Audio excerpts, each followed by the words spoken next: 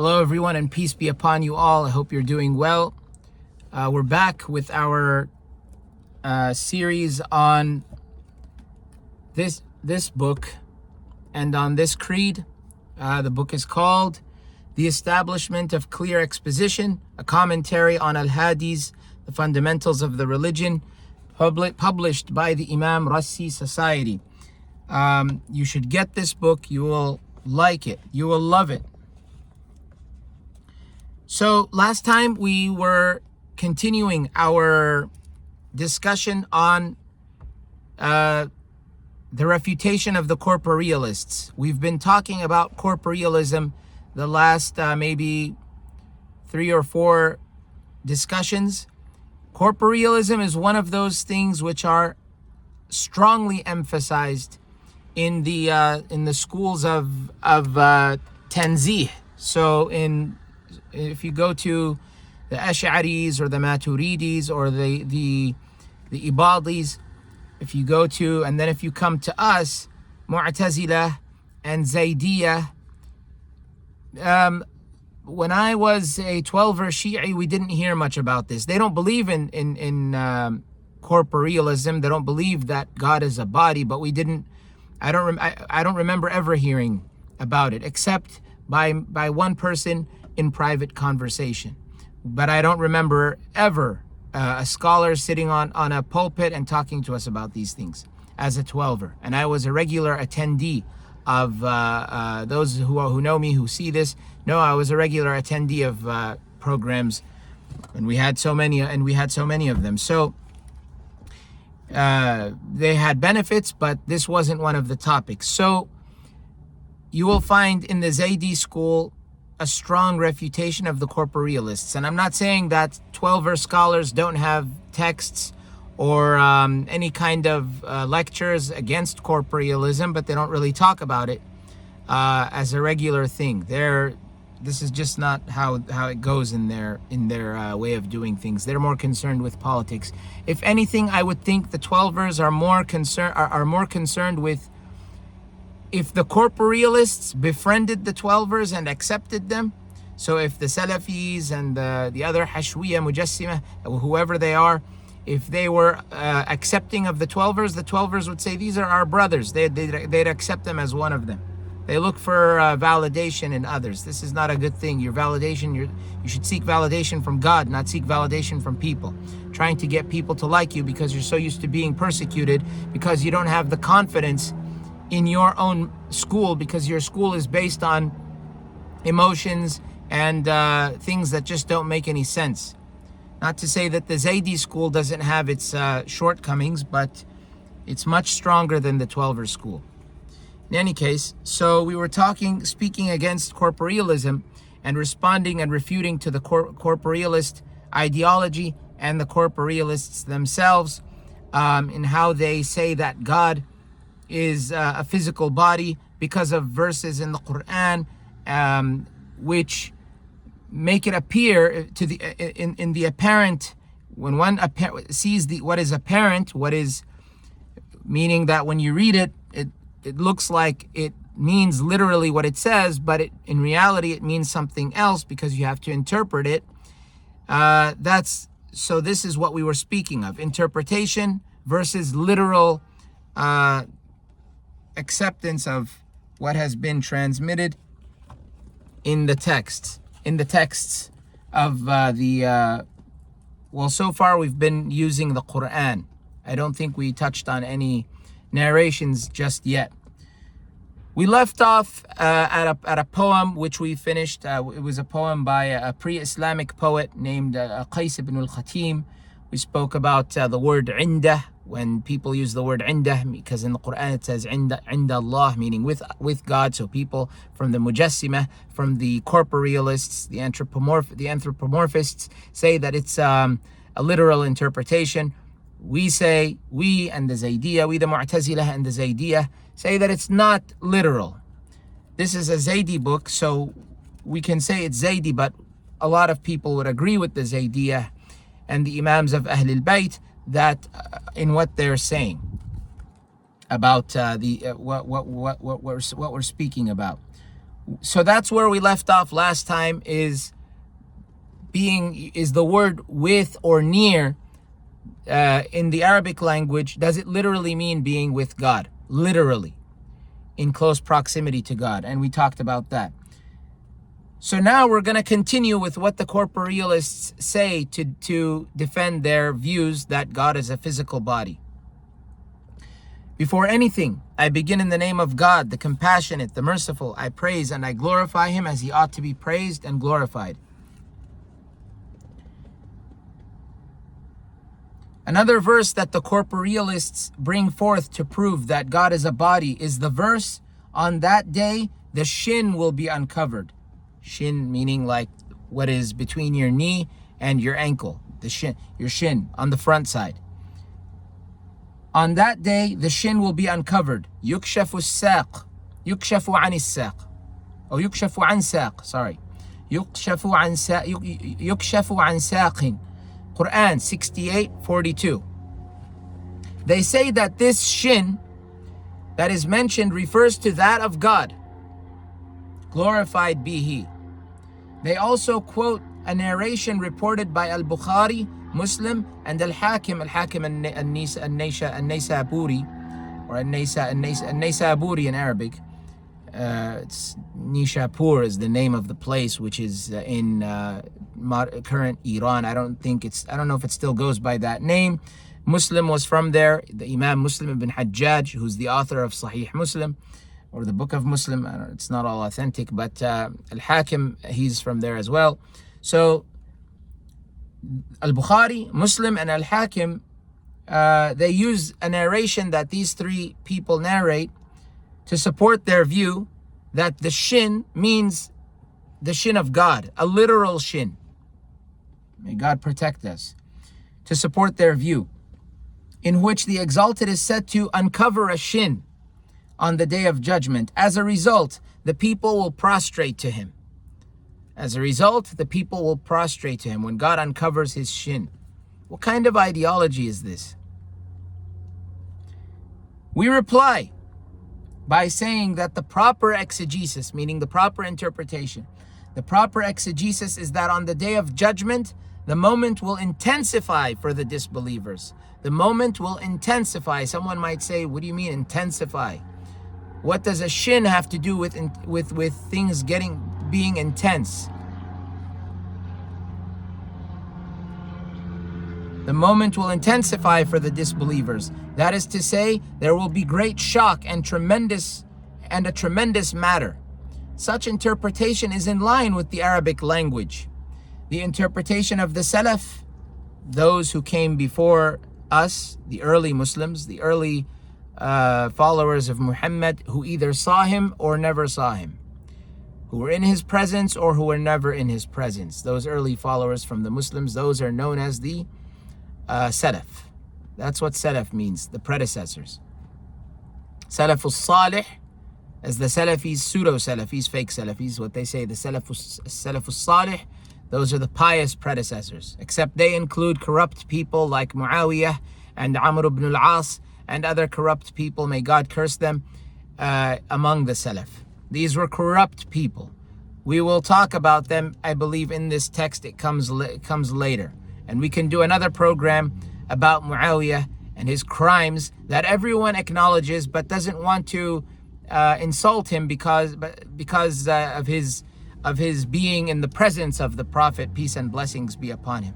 If Satan was in the presence of the Prophet, peace be upon him, would you say that we cannot insult the Satan because he sat in front of the Prophet?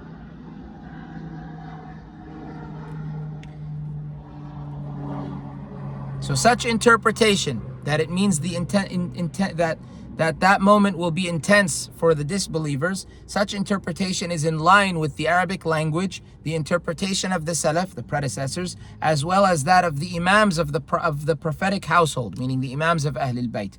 Upon them be peace. The interpretation of our opponents is faulty for three reasons. First, the verse itself is not decisive in stating whose shin would be uncovered.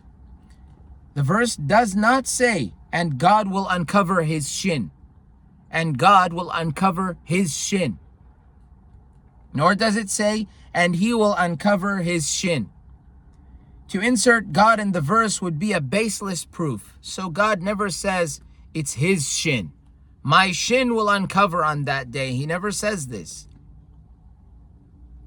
It just says, yukshafu an saqin, meaning on that day, the shin will be uncovered. It doesn't say whose shin, first of all. Second, the phrase uncover the shin is an Arabic metonym. It's a metonym. That means that the matter will be decided or the battle will be intensified. This interpretation is in line with that of the exegetes among the Salaf. Imam Suyuti narrated in his Ad-Durr al-Manthur. So it means, so in the Arabic language, it's a metonym, meaning to uncover the shin.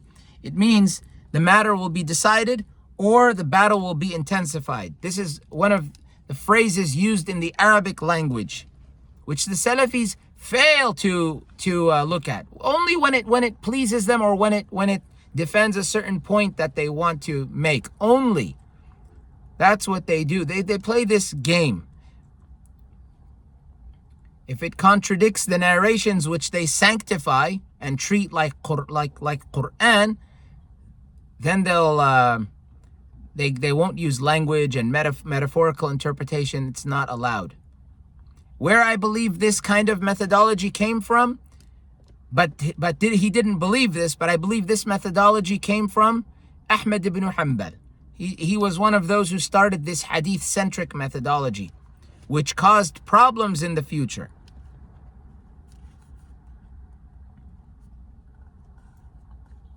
Imam Suyuti narrated in his Ad-Durr al-Manthur that Al-Faryabi and Sa'id ibn Mansur related in a chain on the authority of Ibrahim al-Nakha'i. Ibrahim al-Nakha'i was one of the Salaf, the early Muslims from Iraq, based in Iraq. I believe he was Yemeni by origin, but based in Iraq, one of the Iraqi scholars. On the authority of Ibrahim al-Nakha'i, regarding the statement, the shin will be uncovered, Ibn al-Abbas said that it means that a matter of greatness will be uncovered. He then said, the war has become intensified. قامت الحرب على ساق. قامت الحرب على ساق. The war has become intensified. That's what it means. If you say this to a regular Arab who doesn't know what these metonyms mean, he will not know, even if he's an Arabic speaker. Someone might say, but he speaks Arabic, he knows. He does not know, he may not know the phrases that said something but meant something else. Sorry. We're in California, we have earthquakes. He doesn't know the language to that extent. He only knows the language because he was born speaking in the Billaj al-Ammiyah, the general way of speaking that regular people speak. There are different Arabic dialects, and you can consider them all slang. Syrian, Lebanese, Yemeni, Saudi, different parts of Saudi Arabia, different parts of Iraq, different parts of Yemen, different parts of the North Africa. They all speak differently. They don't speak in Fusha. When you listen to the news, even the news doesn't use these metonyms. The news speaks in a way that's just that you would understand at home. It doesn't speak in a way that the Arabs used to speak in pre-Islamic Arabia, or in 7th century Arabia, or even shortly after that. Abd ibn Humayd, this is still from Ad-Durr al-Manthur by As-Suyuti. Abd ibn Humayd, Ibn al-Mundhir, Ibn Abi Hatim, Al-Hakim, and Al-Hakim, who authenticated it. Al-Bayhaqi, in his Al-Asma'u was-Sifat, related on the authority of Ikrimah, from Ibn Abbas, that he was asked regarding the statement, on that day, the shin will be uncovered. He replied, if the portion of the Quran is sufficient for you, you should resort to the poem in the collection of Arab poetry. You should have heard the poet say, This is Ibn Abbas speaking. He's saying you should have heard the poet say, "The neck is patient if there is evil in sight. For your people sharpened for me, the necks are struck. The war has become intensified for us. قامت الحرب بنا على ساق." So, again, the poem says, "The neck is patient if there is evil in sight. For your people sharpened for me, the necks are struck. The war has become intensified for us. قامت الحرب بنا على ساق." The war has become intensified for us. It's using the same metonym Allah used in the Quran. The same metonym that Allah used in the Quran is used by the poet, because it's the language that the corporealists are failing to look at. They're not looking at the language. They're looking at just what it literally says, and then looking at hadith, which they misinterpreted. The Quran says this. This is the dalil. This is the evidence. It's in the hadith. You're rejecting hadith. You're rejecting the Quran. Really?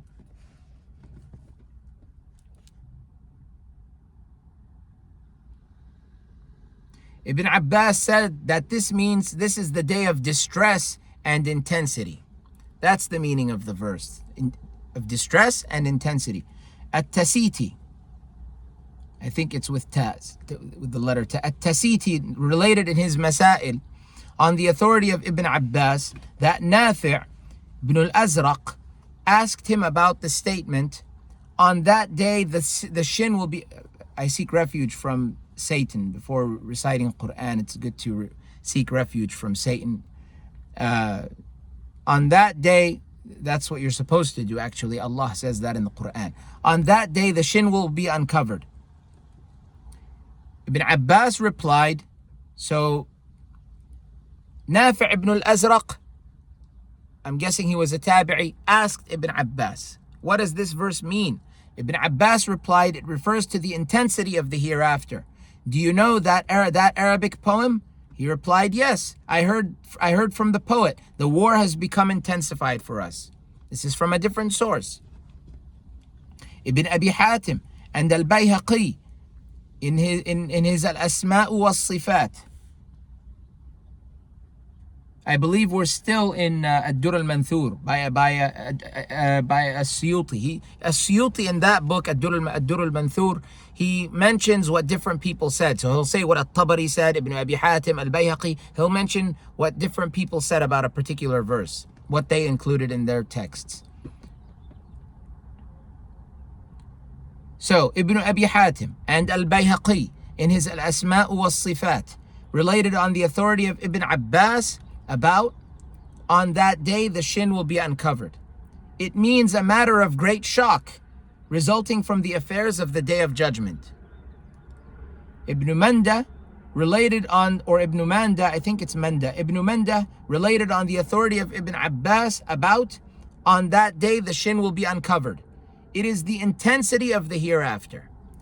Al-Faryabi, Abid ibn Humayd, Ibn al-Mundhir, and Ibn Manda related on the authority of Mujahid. Mujahid was one of the tabi'een and one of the mufassirin.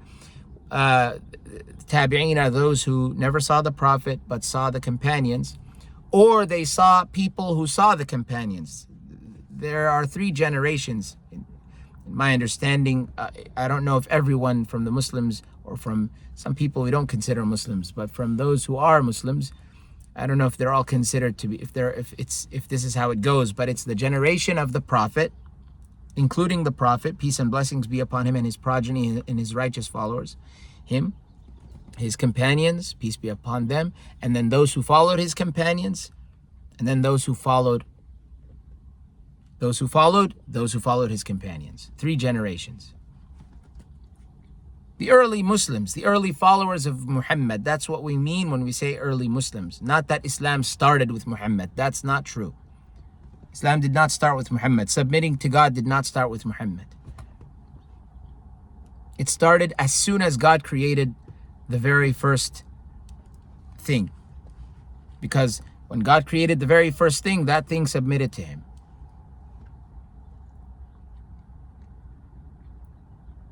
So Mujahid, on the authority of Mujahid regarding the meaning of on that day the shin will be uncovered, it refers to the intensity of a matter.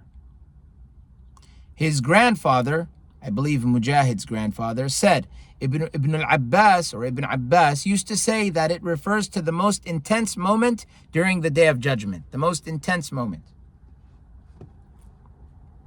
Al-Bayhaqi, in his Al-Asma'u was-Sifat, related on the authority of Ibn Abbas that he recited, on that day the shin will be uncovered. He said the Day of Judgment is meant as well as the moment of intensity. What is referred to is the Day of Judgment as well as the moment of intensity. Al-Bayhaqi related on the authority of Ibn Abbas about the statement, on that day the shin will be uncovered. When the matter is uncovered and deeds become laid bare, at the onset of the hereafter, it becomes uncovered. The matter is then uncovered. Again, when the matter is uncovered and deeds become laid bare, the deeds are there exposed. At the onset of the hereafter, at the beginning of the hereafter, if I'm not mistaken, it becomes uncovered. The matter is then uncovered. It, I believe, refers to the matter. Imam al-Suyuti then related a report that is instructive in proving what we said and disproving the statements of our opponents, the corporealists in this case. He reported, so this is a Suyuti. A Suyuti wasn't a Zaydi, he was a Sunni, Ash'ari if I'm not mistaken, Shafi'i by fiqh, in his madhab of fiqh, Ash'ari in his madhab of aqidah, and he was a Sufi, I don't know which tariqah. He was a Sufi. That's why I don't really like a Suyuti, because I don't respect Sufis. But still, his books are qualify as evidence, because everyone takes from him. Everyone takes from a Suyuti. Just because he was a Sufi doesn't mean what he has in his books are all lies. But this is from a Suyuti's book. This book was meant for everyone. It's not just for Zaydis. It's for everyone. This is in the books that the Ammah follow, the generality. Non-Mu'tazili, non-Zaydi, non-Ibadi. I follow them. I take from them. I take from Al-Tabari or Al-Qurtubi or other. I have no issue taking from those. But this is not a book that only includes Zaydi sources. So Imam al-Suyuti then related a report that is instructive in proving what we said and disproving the statements of our opponents. He reported, as-Suyuti, Abid ibn Humayd, Ibn al-Mundhir, and al-Bayhaqi in his Al-Asma'u was-Sifat related on the authority of Ikrimah that he was asked regarding this. Ikrimah was a Khariji, by the way, if I'm not mistaken. He was one of the Khawarij. But I don't think he was as extreme as the rest of them, which is interesting. Anyway, it was interesting. So Ikrimah, on the authority of Ikrimah, that he was asked regarding the statement, on that day the shin will be uncovered. The Arabs, whenever they are in the most intense part of fighting of war, or whenever there is a great matter, they say regarding that intensity, the war has become more intense. كشفت الحرب عن ساق. They say the war has become more intense. كشفت الحرب عن ساق. Meaning, literally, the war has uncovered a shin. That's what it literally means. The war uncovered a shin. Therefore, Allah mentioned the intensity of that day in a way that they understand. It's in a way that the people understand. These many narrations mentioned support the idea that the phrase, on that day, the shin will be uncovered, is not literal.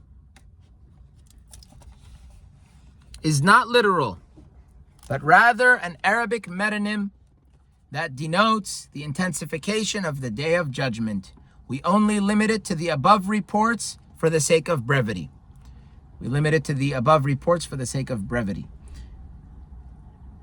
Next time we speak, we're going to talk about the exegesis of the Imams of Ahl-Bayt. What was their view was, and we'll talk about and we'll mention narrations regarding other matters which pertain to corporealism. Okay, and then after that, we're going to be talking about ta'wil, the use of interpretation, something which many Muslims do, not all, but there are a lot of them who don't use interpretation like this. Deobandis don't do, and the Mufawwidah, people of Tafweed, don't believe in interpretation. We're going to talk about that. So we're going to talk about corporealism using hadith and disproving them, and we're going to talk about the use of ta'wil in the coming videos and sections and discussions. Until then, take care. I hope you learned something. I hope you were enlightened. If this was the first video you watched, welcome. If this is you coming back, welcome back. Whoever you are, your welcome is equal to, if you are someone who's coming back, the welcome of the one who's coming back is equal to the welcome of he who is coming in for the first time. We don't segregate around here. Here meaning on this platform. Jazakumullahu khair. May God give you the best of recompenses. And until next time, peace be with you. Keep safe. Thanks for watching. I'll see you next time, God willing.